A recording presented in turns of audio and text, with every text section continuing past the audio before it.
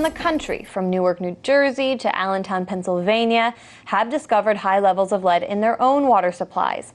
And now a report has found high levels of lead in 3 D.C. public schools, prompting testing in every single public and charter school in Washington, D.C. in the next 60 days. EPA, unfortunately, has created an environment when it comes to lead in water where cheating has just been allowed rampant for the last 10 years or so.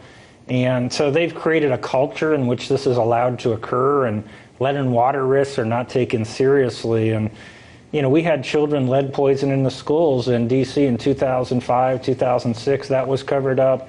It's happening in schools all around the country right now. So, you know, again, it's just very disturbing.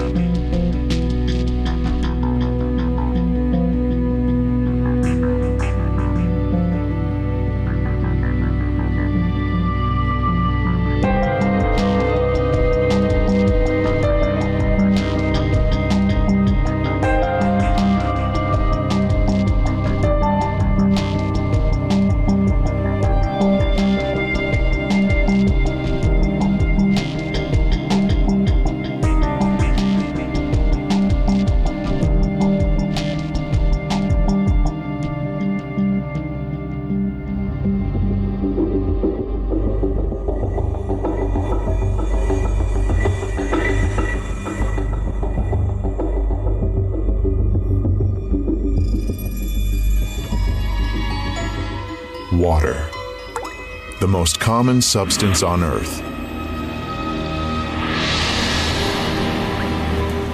Every one of water's properties is unique, and they do not easily fit into the generally accepted laws of physics. Why does water have the highest surface tension of all liquids? Why is it the most powerful solvent on Earth? And how, in defiance of the Earth's gravity, is water able to rise through the trunks of gigantic trees against tens of atmospheres of pressure? Water has memory. Experiments done in many countries around the world have shown that water receives and makes an imprint of any outside influence, remembering everything that occurs in the space that surrounds it. In nature, rivers and streams always flow along a smoothly curving course.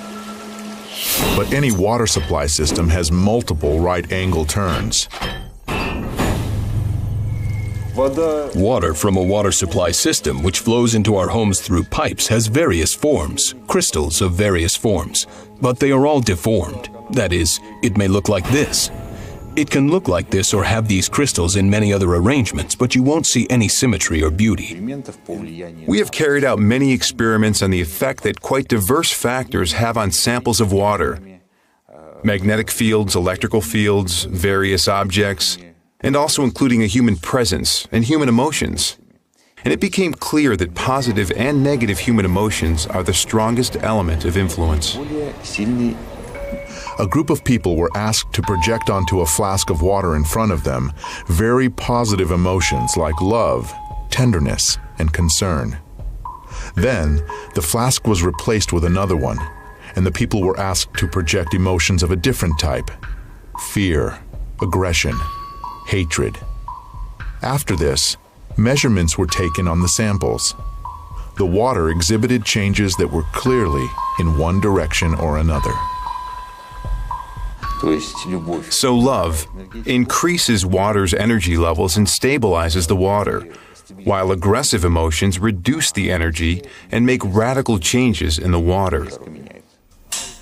In 1995, Dr. Masaru Emoto was the first one to record musical impressions on water. In Dr. Emoto's laboratory, they presented water with different types of music, after which they froze the water and then under the microscope could clearly see the crystals that the water had formed. Here is what the music of Bach looks like.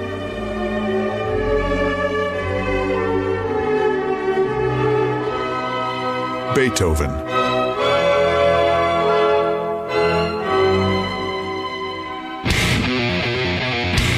heavy rock. Experiments show that aggression causes a sharp change in water's memory. Such water can provoke an aggressive state in hitherto calm people.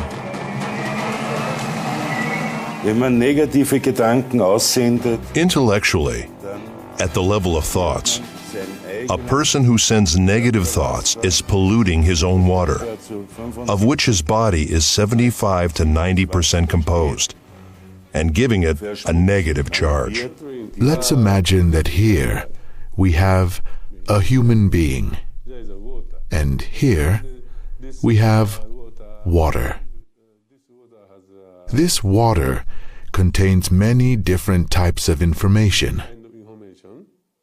If we introduce this water into the human body, then that human body will assimilate this information, which may change the person's characteristics.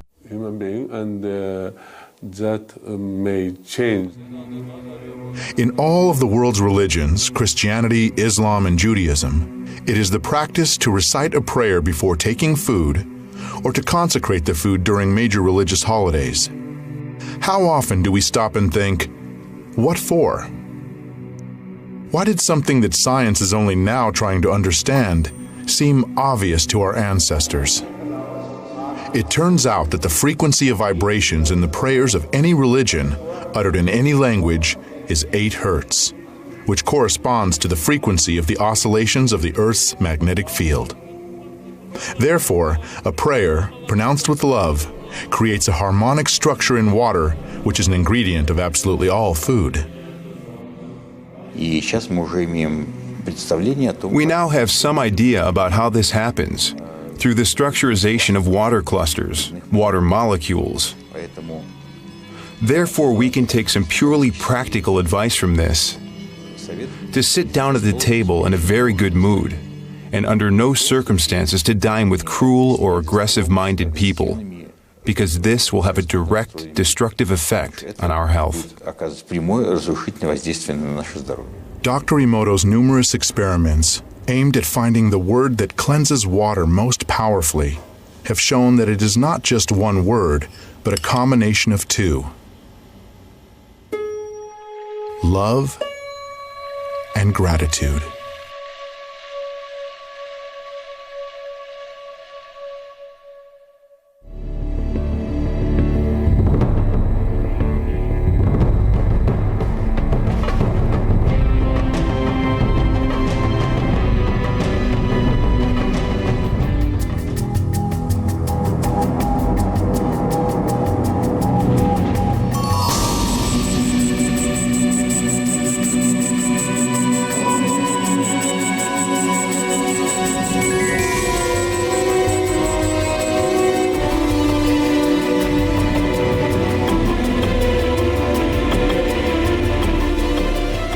Esta semana culminaba un proceso de impeachment contra la presidenta Dilma Rousseff que comenzó en octubre de 2015 y que tomaba forma cuando en diciembre el entonces presidente de la Cámara de Diputados y principal enemigo de la mandataria, Eduardo Cunha, autorizó que el proceso siguiera adelante. Y el jueves, tras más de 20 horas de sesión, el Senado aprobó el impeachment con 55 votos a favor y 22 en contra.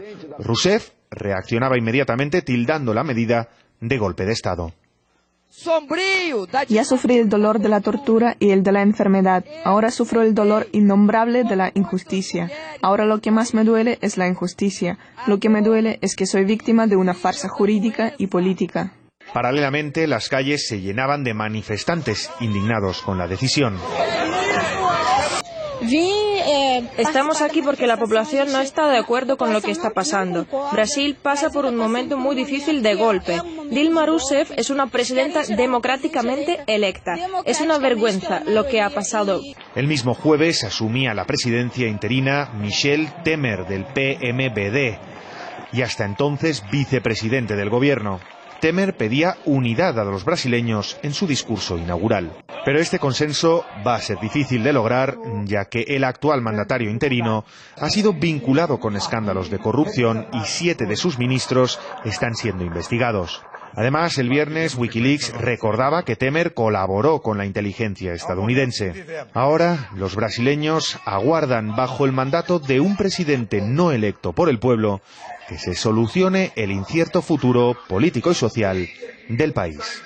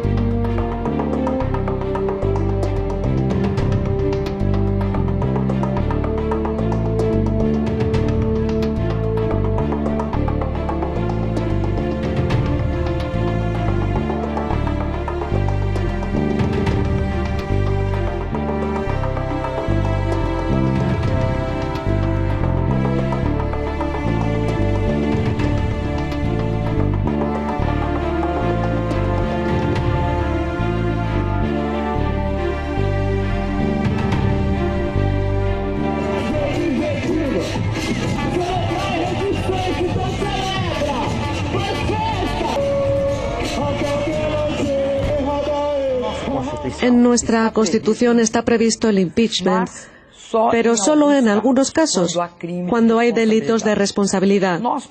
Consideramos que se trata de un golpe porque no ha habido delitos de responsabilidad.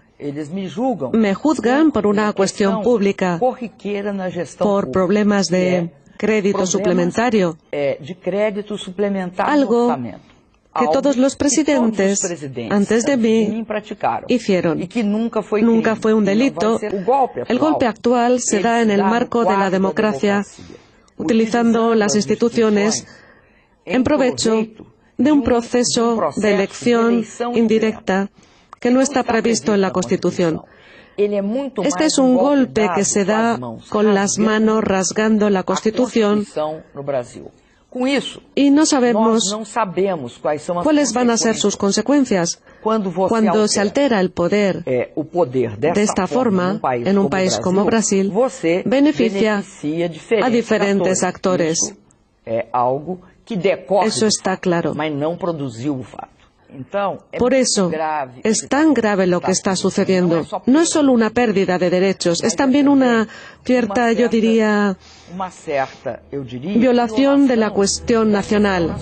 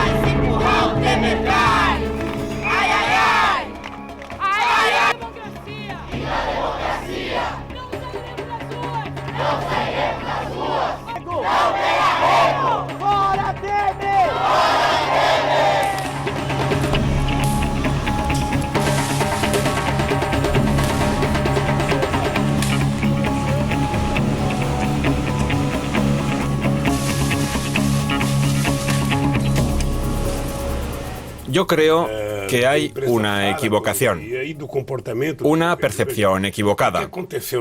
El gobierno debería comportarse como interino, porque de aquí a 20 días, de aquí a un mes, a 2 meses o a 3 meses puede haber una votación y el Senado cambiar de posición, por lo que el gobierno interino tendría que salir y el gobierno de derecho de este país volver a asumir el poder.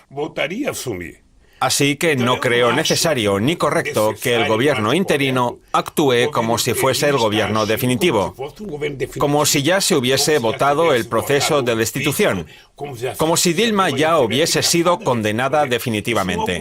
Eso aún no ha pasado. Yo creo que el gobierno interino está actuando con mucha falta de respeto al poder que le ha otorgado el Senado. Pero el gobierno interino, como digo yo, actúa como si estuviera echando a los clientes de un café. O sea, va a cambiar ministros, va a cambiar a todo el mundo. Y si de aquí a 3 meses Dilma conquista la victoria en el Senado, va a tener que rehacerlo todo otra vez. Un país no puede soportar eso. Tenemos que ir a las calles, reivindicar que la sociedad haga presión para que Dilma vuelva a gobernar este país. La única cosa que nosotros no podemos admitir y con la que no nos podemos conformar es que en pleno siglo XXI tengamos un gobierno ilegítimo gobernando Brasil.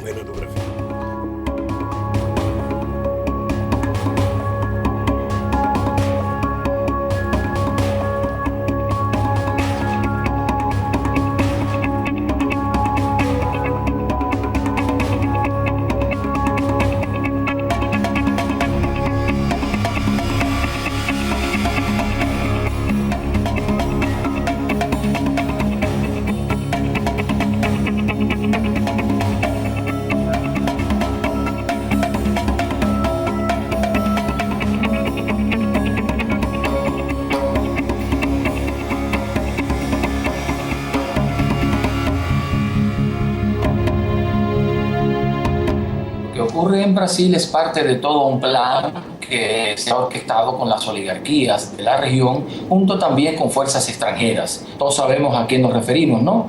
Que han diseñado un plan en el sentido siguiente. Primero, como era imposible de un tiempo acá ganar las elecciones a los partidos de izquierda y progresistas, entonces diseñaron un plan en 2 fases.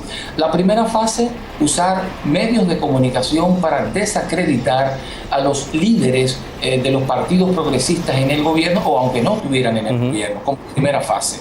Como segunda fase, entonces se plantearon judicializar los procesos políticos, y ya vemos lo que está ocurriendo con Dilma, ¿verdad? Pero también estamos viendo lo que ocurre en Argentina con Cristina, que aunque no está en el gobierno, están tratando de inhabilitarla para un próximo torneo electoral.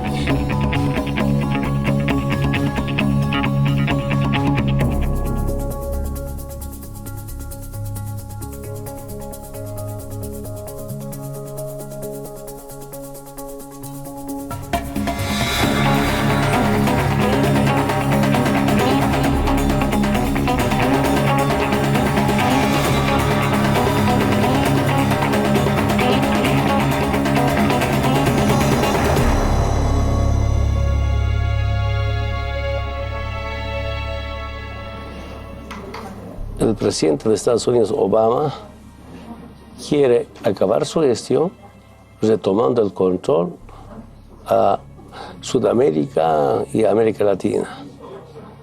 Agresiones económicas, no solamente a Venezuela, sino también a Argentina, como los fondos buitres, por ejemplo. Agresiones y provocaciones o amenazas militaristas, como a Venezuela. Agresiones democráticas, pero también creando convulsión, financiando a grupos opositores a partidos. Yo siento que después de las intervenciones que hizo a Irak, a Libia, a Siria, a otros países, si ahora quiere volver a Sudamérica, en especial a recuperar el poder político para el imperio, para el capitalismo.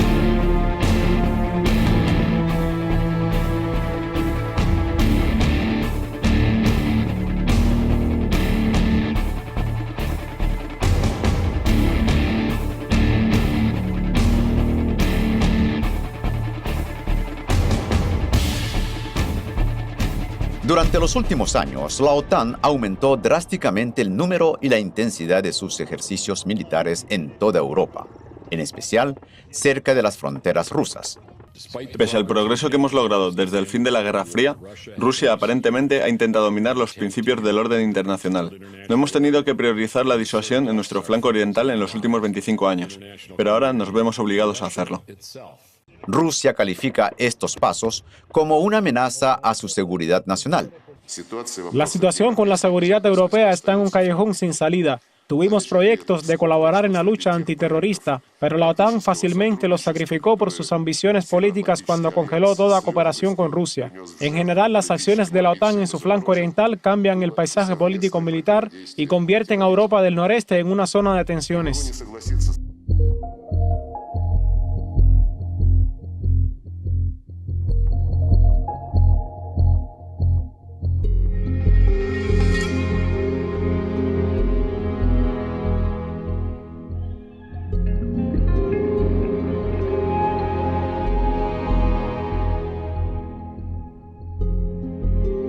My question is, are we sleepwalking toward actual war with Russia?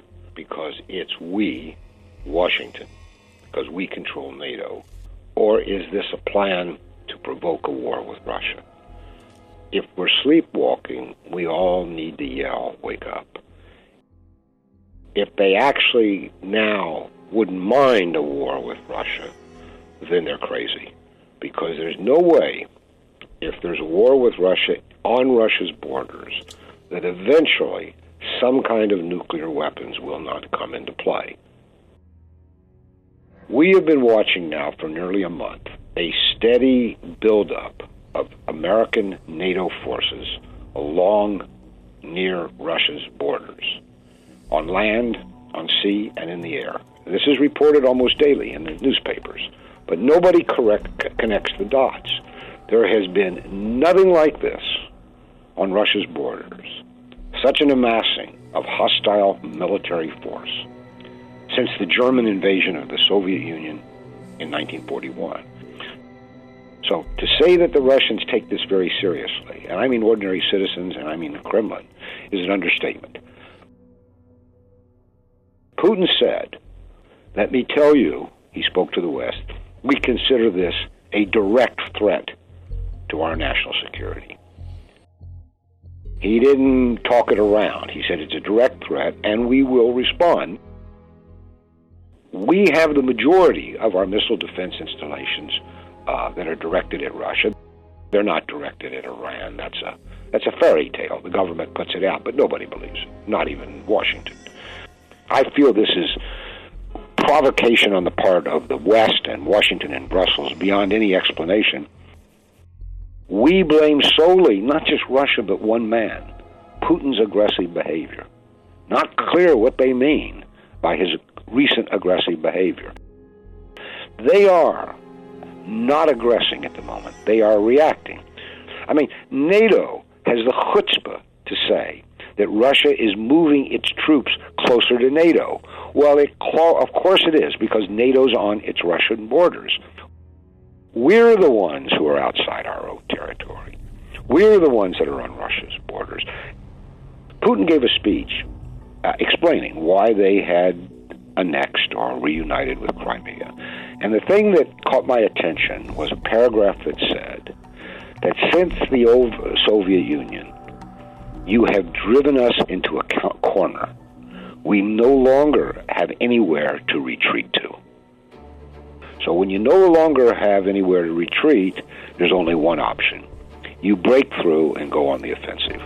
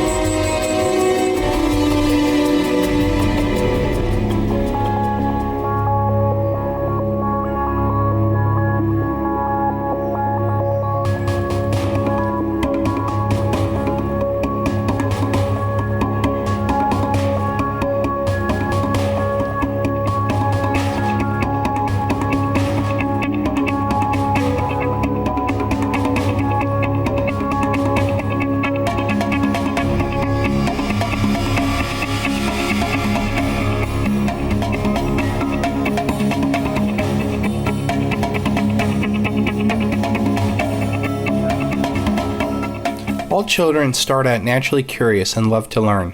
When they are sent to school, instead of learning, it is a repeated process of memorizing and regurgitating information. The better you are at regurgitating this information, the better you will do in the school system. The real education is obeying authority. We are taught not to think outside the box. We are taught to memorize, regurgitate information. An input-output process, not unlike a computer or a slave. We are taught to respond to a bell, just like a factory floor. We are taught to keep our head down and just make it through the day. We are not taught to develop critical thinking. We are not taught about debt-based money and the principles that our founding fathers fought for. We are not taught to cooperate and view each other as a team with individual talents and gifts. We are not taught to question authority or even the facts demanded of us. We are indoctrinated, not educated. Indoctrinated like little slaves. The secret of American schooling is that it does not teach the way children learn, nor is it supposed to. Schools were conceived to serve the economy and the social order rather than the kids and the families. That is why it's compulsory. As a consequence, the school cannot help anybody grow up because its prime directive is to retard maturity. It does it by teaching that everything is difficult, that other people run our lives, that our neighbors are untrustworthy and even dangerous. The aim of public education is not to fill the young of the species with knowledge and awaken their intelligence. Nothing could be further from the truth. The aim is simply to reduce as many individuals as possible to the same safe level, to breed and train standardized citizenry, to put down dissidence and originality. H.L. Mencken.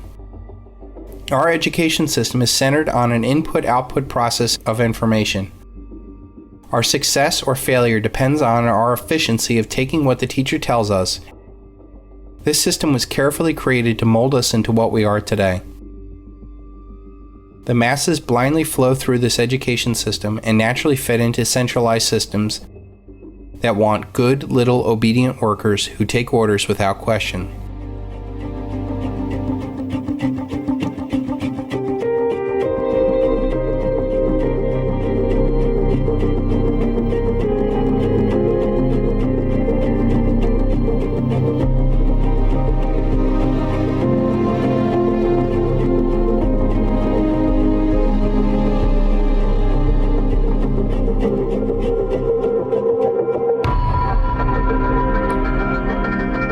We are seeing the minds of children hijacked by the state in multiple ways, because what we're looking at is the end of parenthood, which is what Aldous Huxley was talking about in Brave New World, published back in the 1930s, but not as the novel it's said to be, but more the blueprint from insider knowledge of where it was meant to go. And that is where we're going now.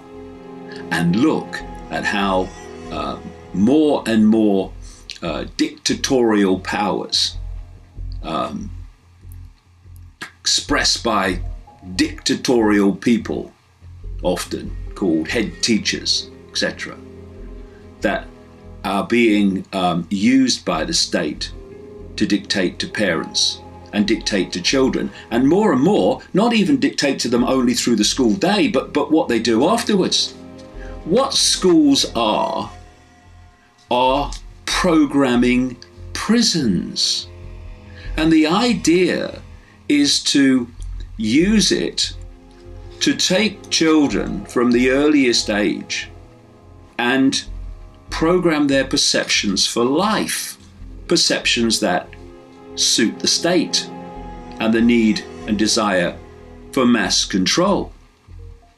And you hear it all the time, don't you? Governments. Education should prepare children for the workplace. No, it shouldn't. Education should set free all the gifts that children have. Remembering facts and intelligence are not the same thing. But we're supposed to believe they are, so we will accept this crap called education. They are reducing and reducing and reducing the time that children and young people have to free think. Preparing children for the workplace simply means turning children into unthinking, unquestioning, acquiescent cogs to replace the previous generation of cogs in the state machine.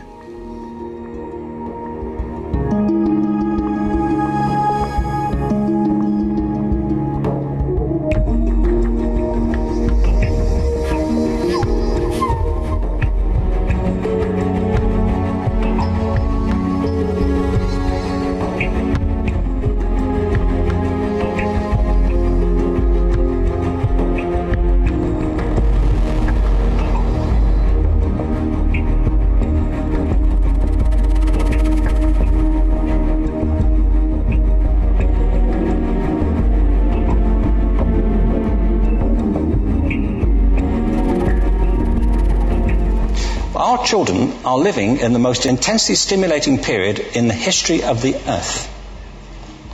They're being besieged with information and calls for their attention from every platform. Computers, from iPhones, from advertising holdings, from hundreds of television channels. And we're penalizing them now for getting distracted. From what? Boring stuff. At school, for the most part. The arts especially address the idea of aesthetic experience. An aesthetic experience is one in which your senses are operating at their peak. When you're present in the current moment, when you're resonating with the excitement of this thing that you're experiencing, when you are fully alive. An anesthetic is when you shut your senses off and deaden yourself to what's happening. We're getting our children through education by anesthetizing them. And I think we should be doing the exact opposite. We shouldn't be putting them asleep. We should be waking them up to what they have inside of themselves. We still educate children by batches. We put them through the system by age group. Why do we do that? Why is there this assumption that the most important thing kids have in common is how old they are? Well, I know kids who are much better than other kids at the same age in different disciplines. Or at different times of the day, or better in smaller groups than in large groups, or sometimes they want to be on their own. And it's about standardization. I believe we've got to go in the exact opposite direction. That's what I mean about changing the paradigm. We have to think differently about human capacity. We have to get over this old conception of academic, non-academic, abstract, theoretical, vocational. Secondly, we have to recognize that most great learning happens in groups, that collaboration is the stuff of growth. And thirdly, it's crucially about the culture of our institutions, the habits of the institution and the habitats that they occupy.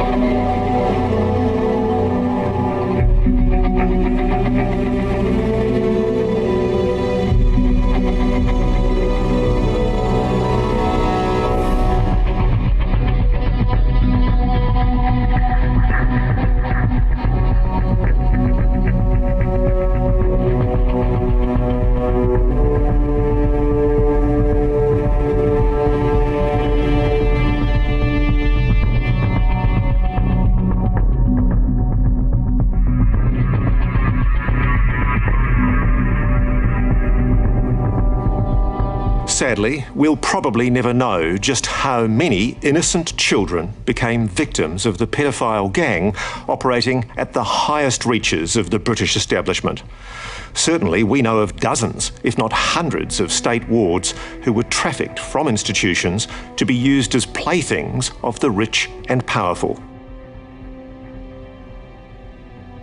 Without question, the biggest political scandal Britain has ever faced involves a secret network of the highest office holders in the land, past and current members of Parliament, cabinet ministers, judges, diplomats, even one of the country's top spies. These men are accused of some of the most sadistic child sexual abuse imaginable on hundreds of victims. More confronting still are claims that children were killed in order to protect this network of predators. For over 40 years, the evil child predators acted with complete impunity, hiding behind the facade of respectability. It happened to me, it happened to others, and why would it go on for so long? Why didn't somebody just step in and say, we need to investigate this? Richard was one of dozens of boys and girls, almost all from state institutions, brought to the homes of the rich and powerful to be forced into sex with adults. How many times were you raped? Wow. Maybe twice, 3 times a week. Boys and girls both, farmed out to pedophiles like throwaway toys. There would be a group of girls and a group of men, and the men would basically single out the girls, pick who they wanted, and then we'd be abused. Disgraceful secrets are only now coming to light. Men occupying some of the highest positions in the land, whose depraved crimes have scarred a generation of children. My soul at that time was being destroyed. And they took away everything I had.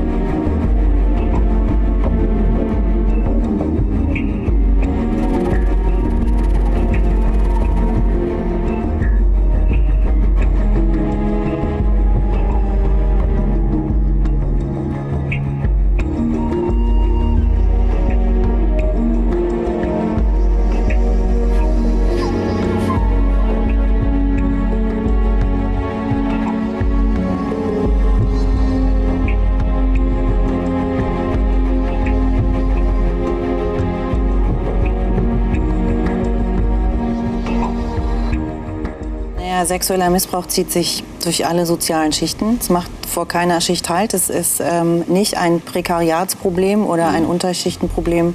Was man sich klar machen muss, ist, dass diese Kreise hochgradig organisiert sind. Die wissen ganz genau, was sie tun.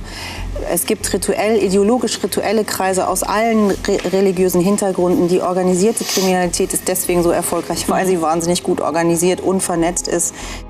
Es gibt tatsächlich die Situation, dass Kinder direkt nach der Geburt von solchen Kreisen gekauft werden und die Kinder dann als Ware für Missbrauch verwendet werden von solchen Gruppen und Kreisen. Die richten diese Kinder wirklich von Anfang an ab. Das passiert zum Teil mit Foltermethoden. Es werden wahnsinnige Schmerzen induziert. Es wird eine sogenannte dissoziative Persönlichkeitsstörung, also die Abspaltung einer Persönlichkeit, um das erlittene Leid überhaupt physisch und psychisch zu ertragen, produziert, weil das so wahnsinnig praktisch ist für Tätergruppen. Denn es werden sozusagen Persönlichkeitsanteile hervorgebracht, die nur dafür da sind, den absoluten, totalen, horrenden Horror auszuhalten, den wir uns alle überhaupt nicht vorstellen können. Diese Täter entdecken sehr früh, ich bin anders wie die anderen. In ihrer Pubertätsphase, kurz danach, meine Orientierung geht zu Kindern hin. Und sie entdecken noch eines, was ich da will oder gar schon praktiziere. Das wird von meinem Umfeld überhaupt nicht geduldet. Und deshalb suchen sie in jungen Jahren schon nach Schutz. Schutz vor Enttarnung, Schutz vor Verdacht. Und wenn sie jetzt 1 und 1 zusammenzählen, da entdecken sie bald, der beste Schutz ist gesellschaftliche Achtung. Und deshalb machen sie beruflich häufig steile Karrieren. Da haben Sie jetzt die Antwort von mir, warum Akademiker alles andere als unterrepräsentiert sind bei diesen Tätern. Ja, Sie haben ja als biologisches System 2 Antworten auf den Angriff. Das eine ist Kampf, das andere ist Flucht. Und der Mensch ist das einzige biologische System, im Gegensatz zu Tieren, der noch über eine dritte Möglichkeit verfügt. Er friert einfach ein. Also das heißt, die Gefühle frieren ein, der Körper friert ein, die Seele friert ein. Wir sprechen auch von Seelenmord. Weil es häufig schwierig ist, bei massiven Gewalttaten den Zugang zur Emotionalität, den Zugang zur Seele wieder zu finden. Wenn Sie anfangen, sich über Kinder in Ihrer Nähe Sorgen zu machen, weil die sich verändert haben. Manchmal stellen Sie so eine Veränderung ganz plötzlich fest und sagen, du, was ist denn mit der los? Die sieht ja ganz anders aus heute. Und manchmal stellen Sie das Schleichen fest und bemerken, ach, eigentlich geht das schon jetzt seit ein paar Monaten so. Wenn Sie also anfangen, sich Sorgen zu machen um Ihr Kind, um ein Kind, das Sie kennen, um Freunde Ihrer Kinder, nehmen Sie diese Sorgen ernst. Wenn der Gedanke aufkommt, da könnte Gewalt im Spiel sein, Gewalt in der Familie, Gewalt in irgendeinem Umfeld und oder sexualisierte Gewalt, nehmen Sie auch diesen Gedanken ernst und schieben Sie den nicht gleich weg. Im Moment ist sexueller Kindesmissbrauch, ist sexuelle Gewalt ein Grundrisiko einer Kindheit in Deutschland.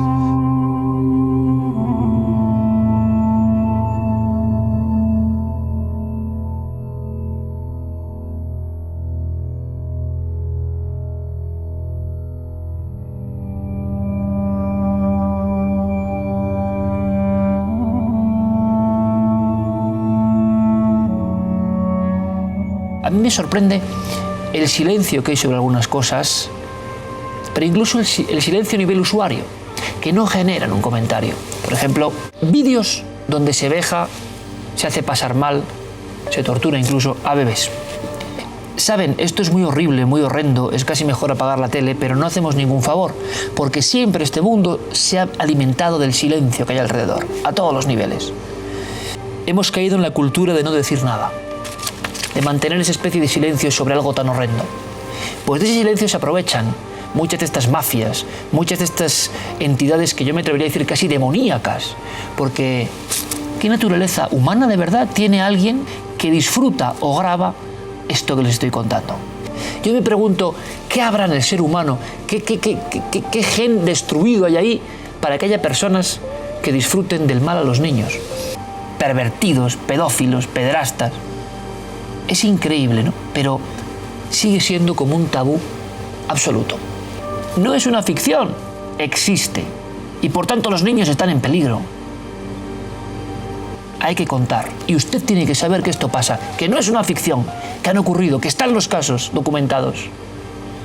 A partir de ahí, algo estamos haciendo. Hay que poner cerco a estos seres demoníacos. ¿Cómo que no existe el demonio? ¿Hay algo más demoníaco que lo que he contado? Hay cosas muy horribles que hacemos como que no existen, pero eso no impide que existan. Que la luz triunfe, por cierto.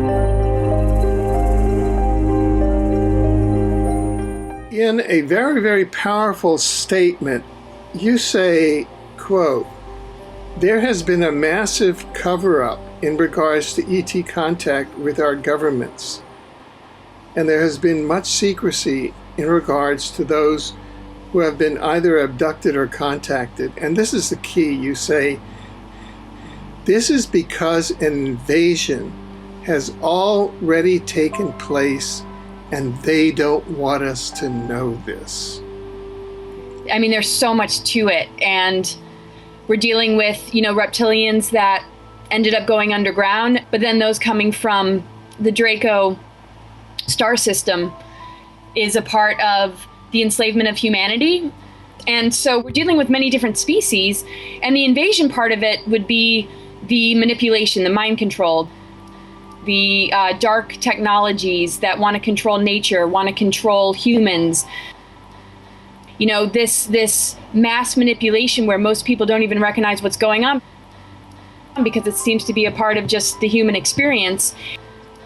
And it's that level of manipulation and control that I would say is the invasion that has been in the works for thousands and thousands of years. When we hear about treaties, we very often only hear about treaties with Eisenhower, and in fact, the treaties originated with Roosevelt and also Hitler, and what they both encountered was the Pleiadians, and both were turned down by both the Nazis and our American government in favor of the Greys and their technology. For the Nazis, it seems that they got the mind control technology, and for the US government, it seems it was more about metals and alloys and free energy and things that would just improve our life. But it wasn't until Project Paperclip, after the Second World War, got into, the American government that the mind control technology came. And that's where Montauk and other projects started to become infiltrated, and the technology, was used in somewhat of a negative way. And now it's just about, who's using these technologies for control. And I also feel that the Zionists and the Nazis are within this shadow government, and they're somewhat on the same team, kind of like sort of a chess game between themselves. But it was all planned out this way. This is the thing with what we're dealing with. This isn't, some sort of spontaneous thing and, oh, whoops, we made a deal and sold ourselves to the Greys. I mean, this was all strategically planned. And it connects with the Rockefellers and the Bilderbergs, so that these exchanges would happen. It was all a part of the strategy all along. From what I've understood, when we're dealing with, the Roswell crash and other crashes that took place, and, all the different technologies that were exchanged for abductions, and, using human genetics in order to help a dying race, which is what they said, they're a dying race and they need our assistance, and that they would only abduct a few. We have to look at my labs and the fact that the military, got involved and started to clone or create hybrids or create these automations that appear to be real abductions. And I think that's what ended up getting out of control, and why there are so many abduction scenarios is because of the military involvement. And so we have a choice right now whether we're going to turn into Greys by kind of giving ourselves over to these control agendas, whether it's through ignorance and not realizing it, or just kind of giving up and, not taking a stand, or we have the ability to be these advanced beings that we truly are. So it's just kind of like an energy game. It's a frequency battle, and it's all about, a battle for our consciousness. But these technologies and this mind control and this aerosol spraying and the chemtrails are all to just keep us locked into a dumbed down version of ourselves that can't access what we're truly made of. In this opportunity that we have during this shift time, during the stellar activation cycle, which is between 2012 and 2017, where most people will awaken, this is where they're doing extra spraying and doing more to keep us from becoming empowered.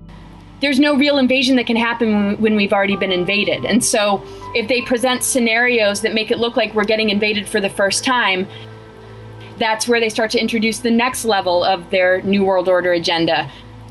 And when we deal with the economy and the potential collapse of the economy, more than likely it's a controlled collapse, and that's when we start to get chipped. And so nothing that we're going to get from the governments, I feel, is going to be truth, and that's why disclosure needs to come from us.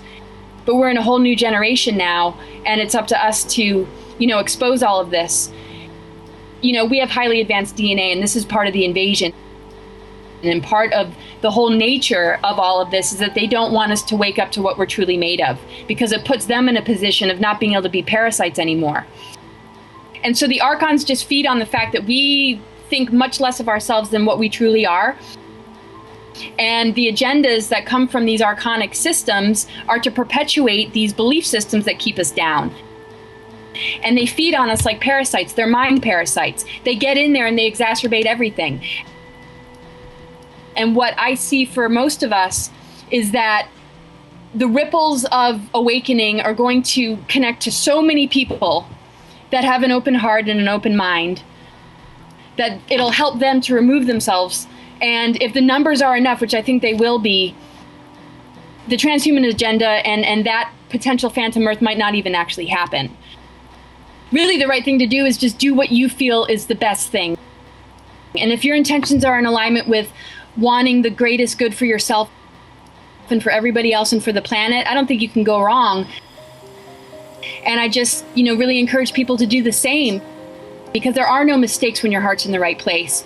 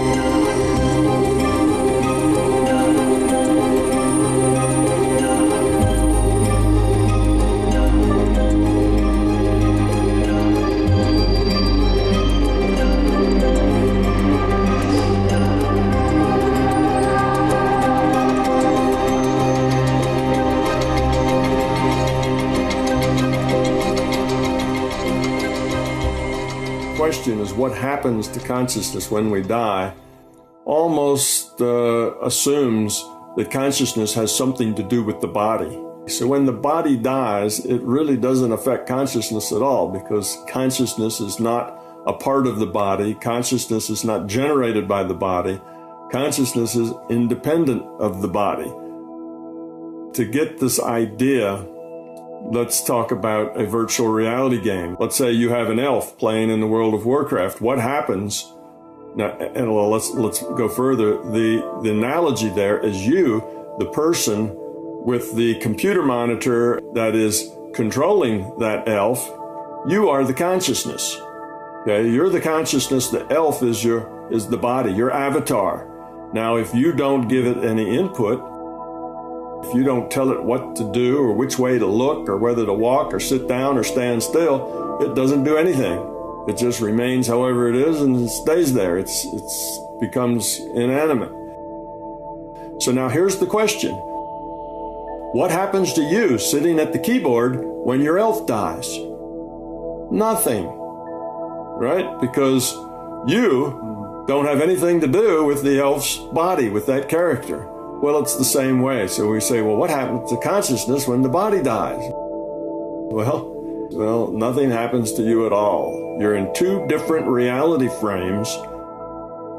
When your physical body dies here, your consciousness becomes aware in its own reality frame. And that own reality frame is another virtual reality that is designed or generated or what can we say is made for transitions from physical to the non-physical, from consciousness playing a body to consciousness without the body. When you come to this virtual reality after a physical death, when your consciousness wakes up, if it's very strongly attached to things, very strongly attached to fear and beliefs, then it takes a while to work that off. And this transition helps that entity let go of that. Whereas if it comes in with a very light attitude, with very little fear and very little belief, then it dispenses with the past life very quickly and very easily. If you have relatives that have passed on that you're particularly fond of, these relatives will appear to be there and greet you and tell you that everything will be just fine. They won't stay around a real long time, but that will happen. Now, are they really your relatives? No, not really. They're just the larger consciousness system playing your relative. And the larger consciousness system can do that very accurately because it has all the data. It has all the experience. It has everything that was said, that was not said, that was felt, that was experienced, that every emotion. It's a really good analogy to say that when your body dies, you as consciousness start to forget the life you just led in the same way that you begin to forget a dream. We are part of an evolving consciousness system. The system itself is evolving, and we're pieces of that evolution. And the way you evolve is by experience creating change. You don't gain anything just by duplicating what you have. You gain by learning, growing, changing what you have into something better. Okay, that's growth. Evolution is not a matter of getting to an endpoint. Evolution is a matter of changing. Evolution is open-ended. Evolution is never done. As far as consciousness goes, we have no idea what its exterior environment might be, or even if there is one. That's outside of our ability to know. But in any case, you don't define your way to an endpoint to be successful. You grow up to be successful. So you've got a real system that needs to evolve. And this real system, we're a part of that system, and we are at whatever level we are. Let's say we have a fair amount of ego and a fair amount of fear. Well, we're a chunk of that system that has ego and fear. And you don't evolve the system by erasing it, that doesn't get you anywhere. The only thing that gets you further ahead is having that grow up and change.